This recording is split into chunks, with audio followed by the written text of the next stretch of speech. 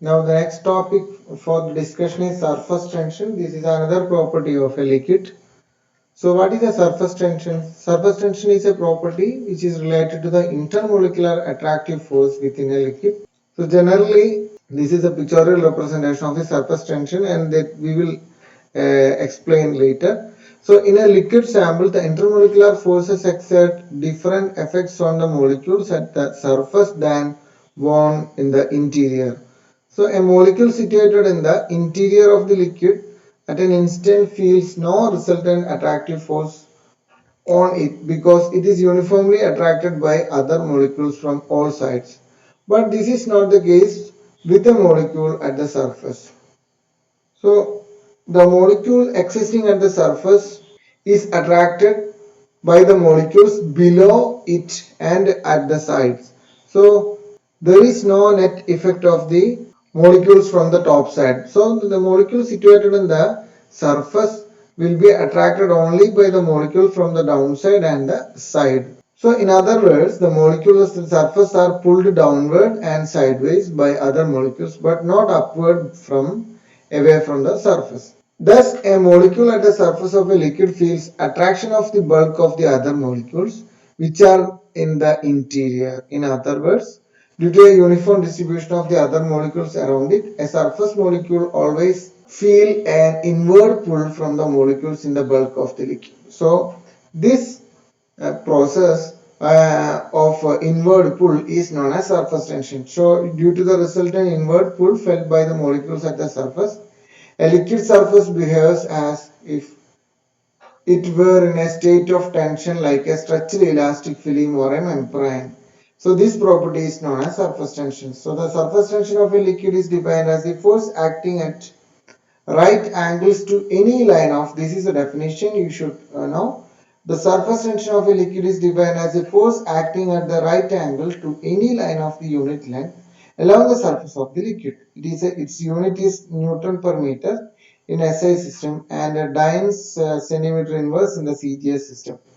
So it is normally denoted as gamma. So the effect of surface tension is to reduce the surface area to minimum. Why the surface tension is acting? To reduce the surface area to minimum. So if we wish to increase the surface area, work will have to be done against the force of the surface tension. Obviously, the process requires expenditure of energy. So the surface tension is equal to the surface area energy numerically as well as dimensionally. So this quantity of energy, the work or energy required to increase the surface area of a liquid by 1 unit is also called surface energy, and its unit is joules per meter square SI system and ergs centimeter inverse in the CGS system. So here it is a surface energy. So the surface tension is equal to the surface energy numerically as well as dimensionally. So the surface tension is a property related to the intermolecular forces in the liquid.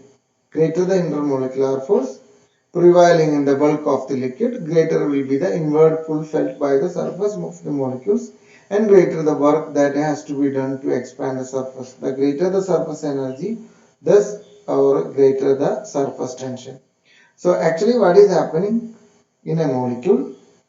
There will be molecules at all the sides. If you take a liquid, so the molecules at the inside or inner side will be in the field of all the molecules from the top side, the bottom side and all the left and right side of the molecule. But when a molecule exists at the surface of the liquid, the molecule at the surface will not have a pull or effect or intermolecular attractive force from the topper side. The resultant molecule will feel an inward pull. So and this inward pull is known as surface tension. This is a table showing the surface tension of some liquids. Here you can see the water molecule. So the surface tension is around 7.2 into 10 raised to minus 2. For ethanol it is 2.27. For glycerin it is 6.52. So mercury, carbon disulfide, toluene, acetone, etc. Among these solvents, the surface tension is high for water. What is the consequence of the surface tension? So we can clearly say the spherical shape of the liquid droplets is due to the surface tension, and similarly the capillary and meniscus formation is also due to the surface tension. How the spherical shape of the liquid droplets is an observable effect of surface tension? The surface tension tends to reduce the surface area to minimum, that is known. So for a given volume of the liquid, a sphere has the minimum surface area. Hence, a liquid drop tends to assume a spherical shape. So, if two small drops encounter each other, they tend to coalesce or they tend to collapse into a larger drop because one large drop has a smaller surface area than two small drops. So, always the liquid droplets tends to fuse or tends to form spherical shape or sphere. The next one is a capillary and meniscus formation. So when a capillary tube is dipped in a liquid, depending upon the nature of the liquid taken, there occurs either a rise or a fall of the liquid in the tube. So this will be doing in your childhood, this kind of experiment. So this is called capillary action and is a phenomenon is related to the surface tension. So when a small diameter glass tube or a capillary is placed upright in the water, a column of the liquid rises in the tube, and this capillary rise is explained, or this is known as capillary action, or this phenomena is due to the surface tension. So this is the explanation for the capillary action. So you know the water molecules happen to be attracted to glass by various forces between the water and glass. And here the water molecules form hydrogen bonds to the oxygen atoms of the silica, which is located in the inner wall of the tube. So because of this force, adhesive force between the water and the wall are stronger than the cohesive force. So within the water, a thin film of the water creeps up the walls of the glass capillary. However, the cohesive force that give rise to the surface tension tends to reduce the surface area of the thin film and hence the water level begins to rise. Actually, ഇവിടെ എന്താ സംഭവിക്കുന്നത്? Water molecules ഗ്ലാസുമായിട്ടുള്ള adhesive ഫോഴ്സും ഇവിടെ ഇതിന്റെ reason actually adhesive ഫോഴ്സും cohesive ഫോഴ്സും ആണ്. So adhesive force ഗ്ലാസുമായിട്ട് വാട്ടർ മോളിക്യൂൾസ് ഉണ്ടാക്കും. സോ ഇതെന്താണ് actually? So water molecule hydrogen bond ഉണ്ടാക്കും. സിലിക്കയിലുള്ള ഓക്സിജൻ ആയിട്ട് വാട്ടർ മോളിക്യൂൾസിലുള്ള ഹൈഡ്രജനും തമ്മിൽ ഓക്സിജനും ഹൈഡ്രജനും തമ്മിൽ ഹൈഡ്രജൻ ബോണ്ട് ഉണ്ടാക്കും. ഈ സിലിക്ക ഉള്ളത് ഈ ട്യൂബിന്റെ ഇന്നർ വാളിലാണ്. സോ ഇത് ഈ ഒരു റീസൺ കാരണം a thin film of the water creeps up and the walls of the glass capillary. So വാട്ടറിന്റെ ഉള്ളിൽ ഒരു ചെറിയ ഫിലിം എന്ത് ചെയ്യും? ഫോം ചെയ്തിട്ട് മേലോട്ട് നിൽക്കും. However, the cohesive force that gives rise to the surface tension tends to reduce the surface area of this film and hence the water level begins to rise also. അപ്പോൾ cohesive force ന്റെ പ്രത്യേകത എന്താ? അത് surface tension തരുന്ന സാധനമാണ്. So that will tend to reduce the surface area of this film and hence the ഇവിടെ ഒരു ഈ surface area കുറയ്ക്കാൻ വേണ്ടിയിട്ട് വെച്ച് ഇവിടെ ചെറിയൊരു surface tension feel ചെയ്യും. Further, for the same reason, the meniscus or liquid surface within the tube has its middle curved downward and edges curved upward. So it has a concave shape. The final water level is balanced between the surface tension and the potential energy required to lift the water against gravity. അപ്പോൾ അങ്ങനെയാണ് ഇവിടെ നമുക്ക് capillary rise കിട്ടുന്നത്. Okay, so ഇവിടെ നമുക്ക് altogether it will act as a because of the surface tension it will act as a because of the surface tension it will have a concave shape during the capillary action you have concave shape. So on the other hand, mercury has a much higher surface tension than the water, which means it has stronger cohesive force. So it has the glass capillary tube is placed in dish of the mercury. The mercury level in the tube drops below that in the dish. So the capillary fall or capillary depression is observed. അങ്ങനെയാണ് നമുക്ക് capillary dip depression capillary fall ഉണ്ടാകുന്നത്. എന്തുകൊണ്ടാന്ന് വെച്ച് കഴിഞ്ഞാല് mercury എടുത്തു കഴിഞ്ഞാൽ അതൊരു cohesive force ആണ് കൂടുതൽ, മെറ്റാലിക് ബോണ്ടിങ് ഉള്ളത് കൊണ്ട് കൊഹസീവ് ഫോഴ്സ് ആണ് കൂടുതൽ. കൊഹസീവ് ഫോഴ്സ് ഉള്ളത് കൊണ്ട് തന്നെ നമുക്ക് ആ ലെവല് താന്നിട്ടാണ് കിട്ടുക. അപ്പൊ അതിന് നമുക്ക് ഉണ്ടാവുന്ന ഷേപ്പ് കോൺവെക്സ് ഷേപ്പാണ്. This behaviour of the mercury results from the fact that the attractive force between the mercury atoms is greater than the attraction of the mercury atoms for glass, in contrast to the situation of the water and glass. In general, അപ്പോൾ നമുക്ക് എന്ത് പറയാൻ പറ്റും? For liquids that wet glass, capillary rise is observed, and for liquids that do not wet glass, capillary fall is observed. Liquids wet ആക്കുന്ന, ഗ്ലാസിനെ wet ചെയ്യുന്ന liquids ആണെന്നുണ്ടെങ്കിൽ capillary റൈസും, ലിക്വിഡ്സ് ഗ്ലാസിനെ വെറ്റ് ആക്കാത്ത ലിക്വിഡ്സ് ആണെങ്കിൽ കാപ്പിലറി ഫോൾ ഒബ്സർവ് ചെയ്യും. Mercury എന്ന് പറഞ്ഞു കഴിഞ്ഞാല് ഗ്ലാസിനെ എന്താക്കില്ല, വെറ്റ് ആക്കില്ല. അപ്പൊ അങ്ങനെയുള്ള സാധനങ്ങളാണെന്നുണ്ടെങ്കിൽ കാപ്പിലറി ഫോൾ ആണ് തരുന്നത്. So the angle which the curved surface makes with the wall of the tube is called contact angle. So ഇവിടെയുള്ള ആംഗിളിനെയാണ് കോണ്ടാക്ട് ആംഗിൾ എന്ന് പറയുന്നത്. And is found by drawing a tangent at that point. For capillary rise shown by wetting liquids, this theta will be less than 90, whereas for capillary fall, theta will be higher than 90. So another example is water spreads on the glass while mercury remains as a drop. You can see that the water will be falling when water falls on the surface of a glass, it will spread throughout. But while a drop of mercury falls on the surface of the glass, it remains as a drop. What is the reason behind? So let us consider a solid and a liquid is falls on the solid surface S. Okay, then we can say here there are three surfaces, that is three interfaces: gas solid, liquid solid, and gas liquid interface. So this is a solid surface. So when the gas molecules will interact with this solid surface, this is a gas solid interface, and here this is a liquid solid interface, and this is a gas liquid interface, and theta be the angle between these. So the surface tension of the gas solid interface will be equal to the surface tension of the liquid solid interface plus the surface tension of the gas liquid into cos theta, the angle between these two layers. Then the surface tension of the gas solid will be greater than surface tension of the liquid solid. So this value of theta will be depending on the surface tension of the gas solid and the liquid solid interface.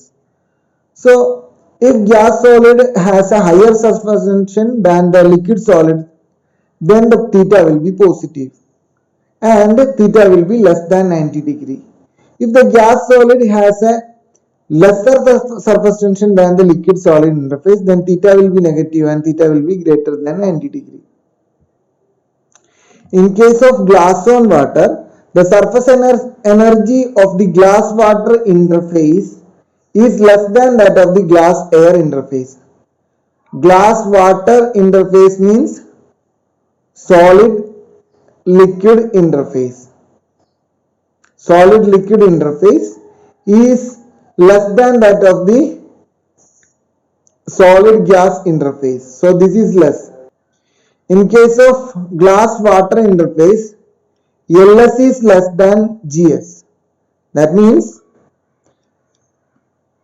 liquid is water, S is glass. So glass water interface surface energy is less than that of the gas, that is air, solid is glass, glass air interface. So glass air interface has a higher surface energy, GS has a higher surface energy, so theta will be negative, theta will be less than 90 degree, theta will be positive and theta will be less than 90 degree. So that is why water spreads on the glass and while mercury remains as a droplet. The next one is the effect of temperature on the surface tension. Next one is the effect of temperature on the surface tension. So on increasing the temperature, that will increase the kinetic energy of the molecules. So when increase the kinetic energy, the intermolecular attraction will decrease. So when the intermolecular attraction decrease, surface tension decreases. Surface tension decreases. So depending this relation between the surface tension of the liquid on temperature is given by the equation gamma into m by rho raised to 2 by 3 is equal to K into Tc minus T minus 6. Here gamma is the surface tension, T is the temperature in Kelvin, Tc is the critical temperature, and m is the molecular mass, rho is the density of the liquid at the temperature of T Kelvin. So Tc is the critical temperature of that solution. So one of the problem of this equation is gamma will become 0 only if normally the Tc will become T if the equation does not contain the minus 6. When Tc equal to T, then what will happen? The gamma will become 0.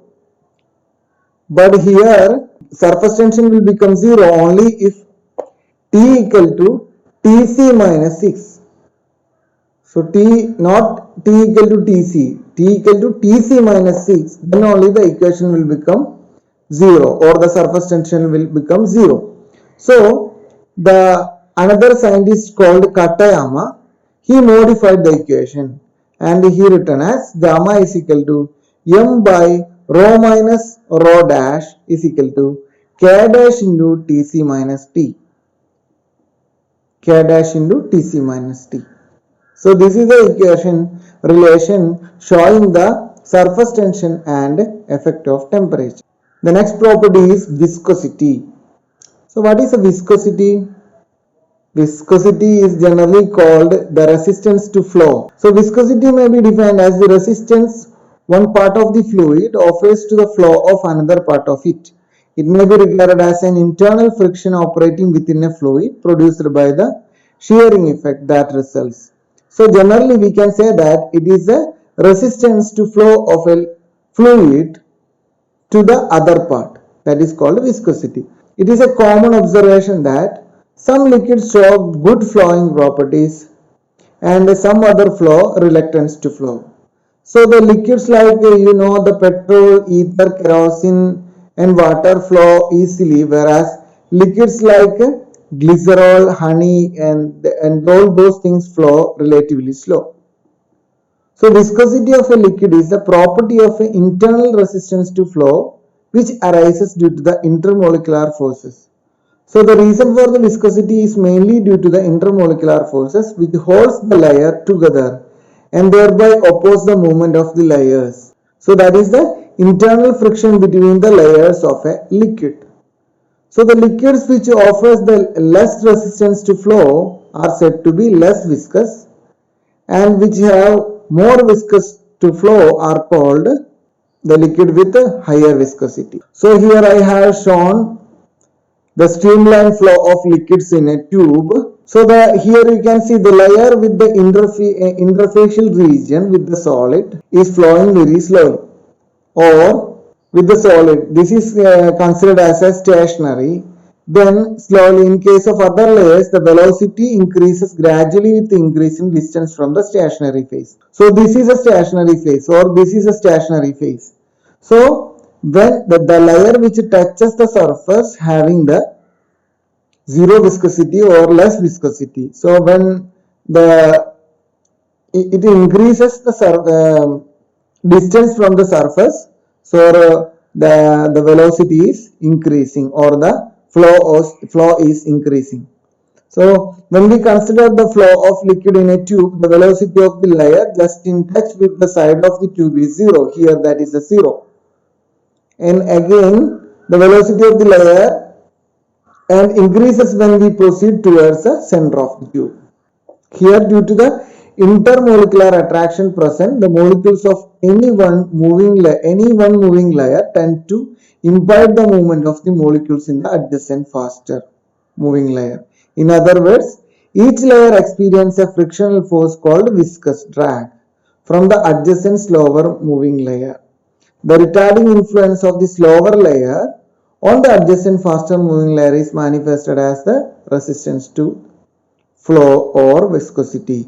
So here due to the movement is very less or considered as a zero. When it comes to it is slowly increasing. So this lower movement of this layer or this particle will try to drag the velocity of the another layer.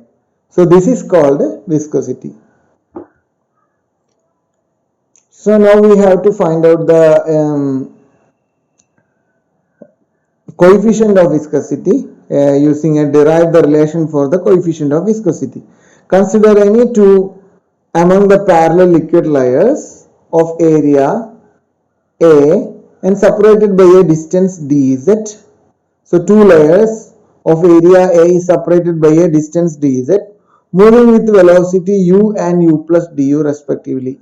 So this is the velocity u and the upper layer is moving with the velocity u plus du and the lower layer is definitely moving with the velocity u minus du. So the velocity gradient between the two layers is given by du by dz. So to maintain the flow against the viscous force between the two layers in direction opposite to the direction of flow, that force is required, which is directly proportional to the area in contact and the velocity gradient. So the force generated here, the force required to oppose the direction of the flow or to oppose the flow, that force is directly proportional to the area and also to the velocity gradient dou u by dou z. So F is equal to eta into A into dou u by dou z. Eta is the constant. So the proportionality constant eta is called the coefficient of viscosity and is a characteristic of the liquid under consideration. So when A is equal to 1 and D is equal to du by dz is equal to 1, F is equal to eta. So the coefficient of viscosity is defined as the force per unit area required to maintain the unit difference of the velocity between two parallel layers.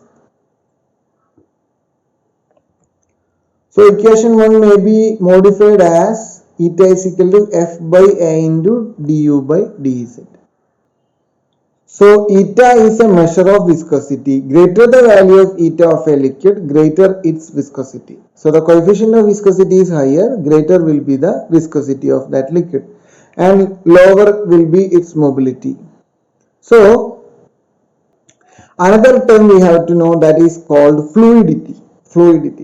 If you take the reciprocal of this viscosity coefficient, that is 1 by eta is equal to phi, that is called fluidity. So the reciprocal of viscosity is called fluidity.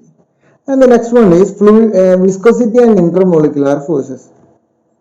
So how the intermolecular force affect the viscosity? The stronger the intermolecular force within the liquid, greater the resistance to flow of the liquid layers and hence greater the viscosity. So you can see here water having a viscosity of 10.06, ether is having 2.33,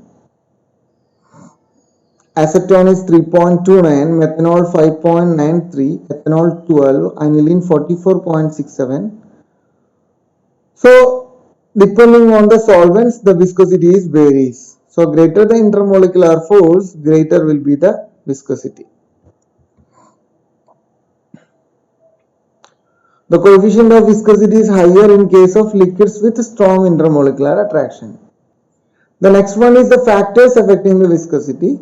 What are the factors affecting the viscosity? Increase of temperature decreases the viscosity of liquid.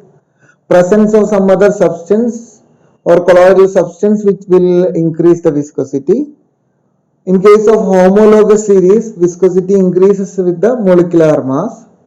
Viscosity increases as a branching of the alkyl chain increases. You know, when the number of alkyl chains are more, it will be bulky. So bulkiness will increase the or decrease the mobility, solvent mobility. That means it will increase the viscosity.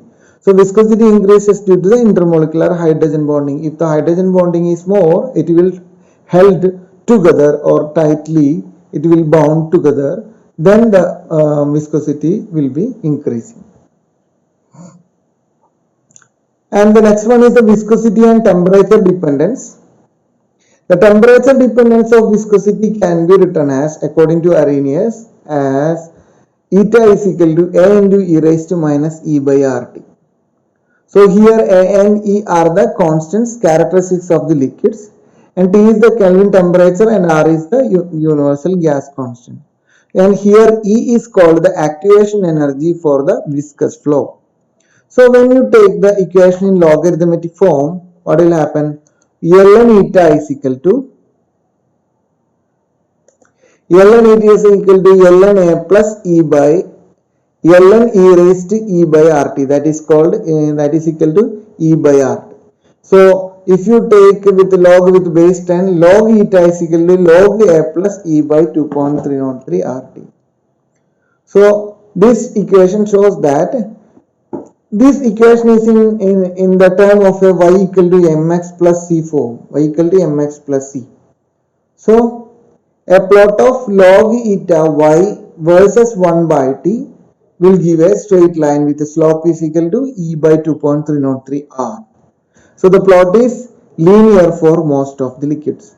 So this is the plot. Log eta is equal to log eta versus 1 by t. So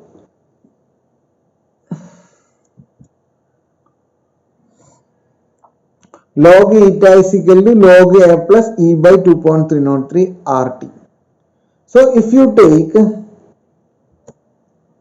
log eta 1 is equal to log A plus E by 2.303 RT1. This is the viscosity at a temperature T1, and at temperature T2 eta will be the viscosity log A plus E by 2.303 RT2. Then if you take log equation 1 minus 2, that gives log eta 1 minus eta 2. That means log eta 1 by eta 2 is equal to log A minus log A, that is getting cancelled. So E by 2.303 R into 1 by T1 minus 1 by T2, that is equal to E by 2.303 R T2 minus T1 by T1 T2. So the above equation is used to calculate the activation energy for the viscous flow of a liquid. So when you know the viscosity at a different temperature, then you can easily calculate the activation energy for the viscous flow. So this is all about the properties of the liquids, and the next part belongs to the solutions. Thank you all.